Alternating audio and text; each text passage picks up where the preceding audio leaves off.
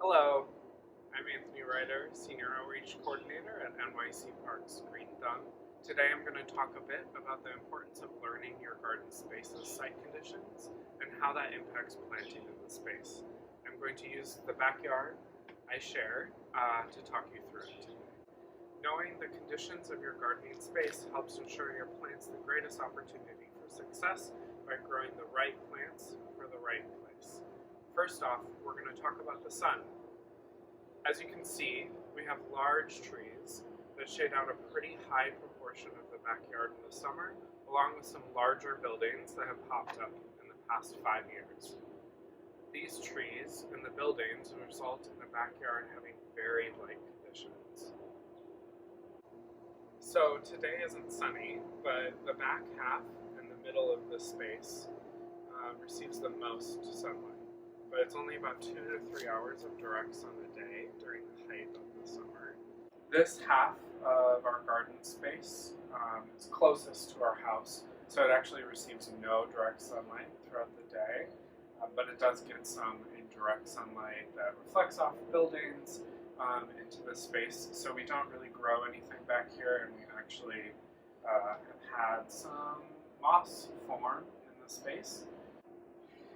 So the best way to document your light conditions in your space is to basically take photos every hour while the sun is up, or as much as you're able to try to get a picture of where the sun hits the space throughout the day, and what the intensity of that sun looks like. Just keep in mind that whatever season you shoot it in, the sun's path and the intensity of the sun is going to look different. So in the summer, the sun is going to be more intense, there's going to be more sunlight, whereas in the winter it's going to be less. So next we want to think about the topography and water conditions of the space.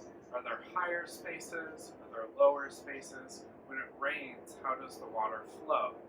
What is the physical makeup of the ground? Do certain areas in the space erode?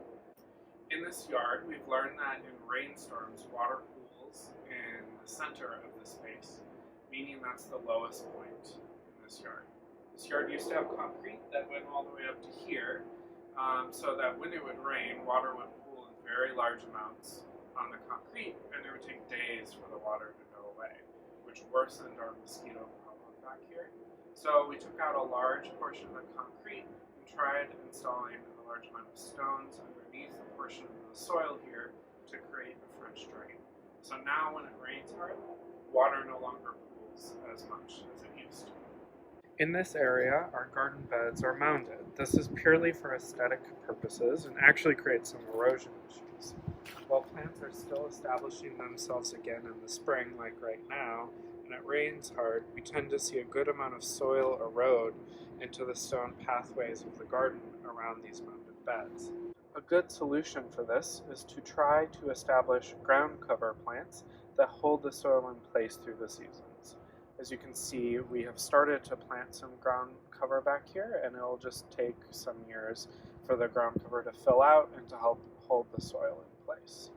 The rain and wind in this backyard are not quite as intense as they might be elsewhere, since the buildings and larger trees provide some protection from extreme winds and hard rains. So lastly, you want to think about pests and how they affect your space and try to observe the ways they interact with your space. So in this backyard, we've mostly dealt with mosquitoes, which I mentioned earlier, and feral cats, which there has always been a couple in our neighborhood. So recently we've noticed a reappearance of rats, which you can see here in this unfortunate rat hole and our new plantings. That has also changed the way we compost from a wooden bin that we built to a contained metal container with aeration holes and then an overflow bin. Rats, like feral cats, are hard to get under control, but if you cut off the things that attract them to your space, you'll have more success.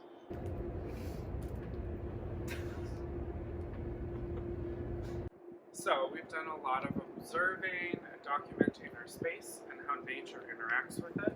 This gives us a lot of important information that we can use to plan out what to grow. As you saw in this space, we have barriers to direct sunlight, some protection from high winds and hard rains, and some persistent pest issues.